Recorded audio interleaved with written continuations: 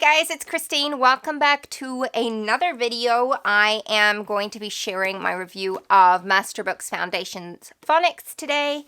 If you're new here, I'm a homeschooling mama of 3 and I share homeschool content on this channel. So if you're interested in seeing more from me, then go ahead and hit that subscribe button, hit the notification bell so you can be notified when I share new videos.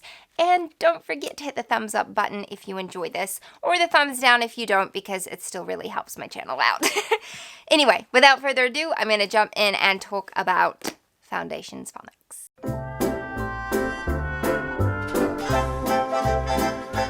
If you're new or just haven't heard this before, my kiddos are 5, 4, and 2. Wow, my girls will be 4 and 2 next week, and by the time this video comes out, they'll be there, so I'm just going to be jumping ahead. Anyway, I have mostly been homeschooling my eldest child, who's 5.5 now, and we started with the Good and the Beautiful language arts. I did a video about why we stopped using that here, or here, I don't know where it links up, somewhere, and then we went on to all about reading, which has been amazing, and I also have done an updated video about what we're doing now. I'll link both of those. You'll see them. They'll be up here somewhere. But I also went ahead and purchased Foundations Phonics from Masterbooks. This was, I think, the first ever thing I have purchased from Masterbooks. And I have mixed thoughts on it. I will say at the beginning of the year, or I think it was last year, I can't remember now, when I was debating with myself which math curriculum to go with for my son, it was between Masterbooks and the Good and the Beautiful, and I ended up going with the Good and the Beautiful, which I have zero regrets about. I love their math curriculum. And the main reason that I went with them is because Masterbooks just didn't look as colorful and fun, and it also looked a lot more gentle in approach. And I'm not about, hardcore school when my kids are young or anything, but I just felt like my son could do with more of a challenge than what they offered.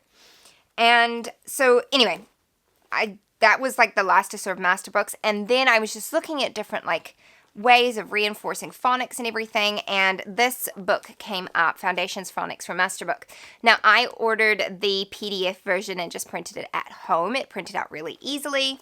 There's not a heck of a lot of color in this at all, so I don't think it used much, but I have an Epson EcoTank printer, which I always try and link that down below because people ask a lot.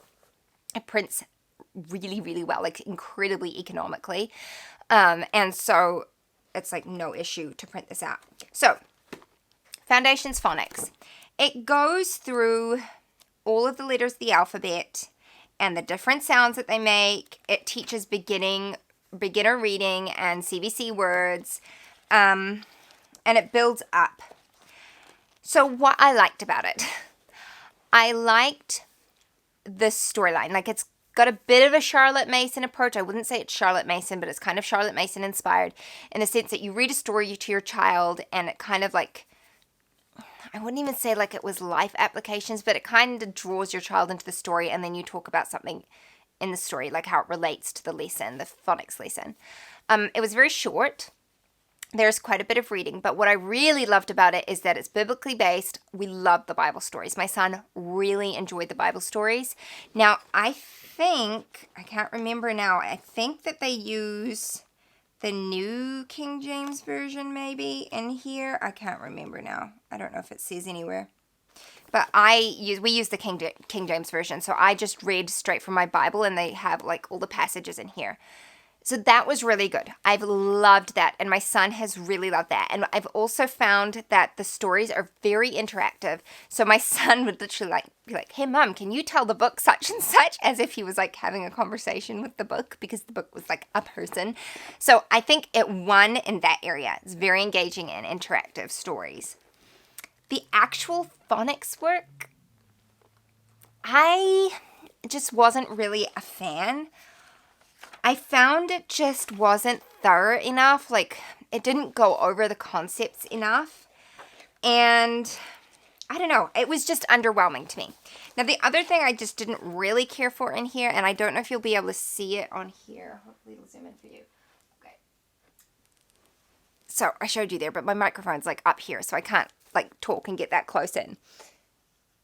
But you can see how there's different symbols and stuff on the page. And I can't remember what those are called. I know there's like a proper name for them. I did not like that. I don't prefer my children to learn to read that way. And I think maybe that's because of the all about reading background.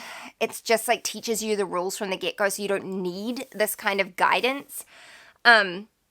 So it has all that, and honestly, that just really confused my son, going from all about reading and then doing this. So we really skipped over the reading in this, and we just focused. By the end of this, we haven't finished the book, but by the end of it, basically, we're almost at the end. I think we've got about a month left of it. We were just reading it as a Bible thing. So, yeah. I wouldn't recommend it as a comprehensive phonics program. Let's just put it that way. I much prefer All About Reading for that. And before All About Reading, we use The Good and the Beautiful Pre-K and Level K Primer. And I love those. I feel like they're a beautifully gentle introduction into reading and all of that. I think my daughter might enjoy this because it's got like coloring pages and stuff. My son's not into that. It had quite a bit of copy work in it as well. And my son's already doing handwriting and stuff. So it just felt like overkill to add all that in for him. So most of the time he was just listening to the story and we would chat about that. It was good kind of for reinforcing some of what he was learning in All About Reading, but overall it wasn't like something that I would ever think to purchase again. I don't necessarily plan on using it with my daughter at this stage, because as much as like the Bible stories are great, that's not something that I need to purchase another curriculum for. Like, that's something I can just teach because I know that, or I can just grab one of our children's storybook Bibles off the shelf, you know, that kind of thing. So, yeah. It's not that I don't like, I have actually gone ahead and purchased their language lessons for living education, level 1, I think. And I'm not sure now what we're going to do with that. I've got it there, and I kind of like to pull from different things as my children need to use them. Like, we don't use one curriculum all year long kind of thing. I sort of pick and choose what's working at the time. So we might still go ahead and use that. I have printed it off and everything. I just haven't bought the books that go along with it.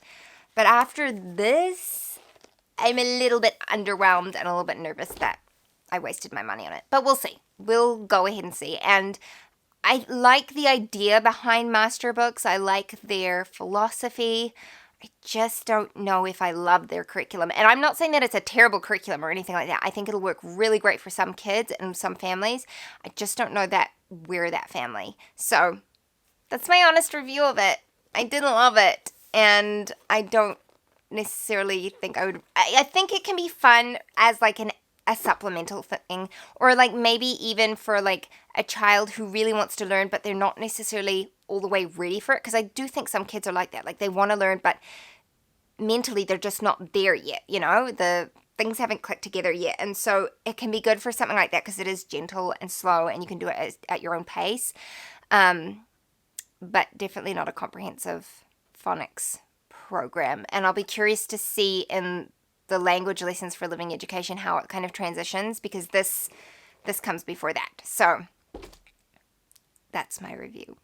Good or bad? I know some people get really, really uptight when you like say anything negative about certain curriculum, and I'm just here to say, like, different things work for different people, you know. Like, if the same thing worked for all homeschooling families, it would be very boring, and then you might as well be in public school, because that's kind of what they try and do, is make one thing work for everyone. That's not what homeschooling's about. So anyway, let me know your thoughts below. Have you had experience with Foundations Phonics? Do you use Masterbooks? I'm curious to hear your thoughts on the subject. Thank you so much for watching, and I'll see you next time. Bye-bye. What if the world had more of your smile? What if the wind could spread your love? What if your sweetness could reach every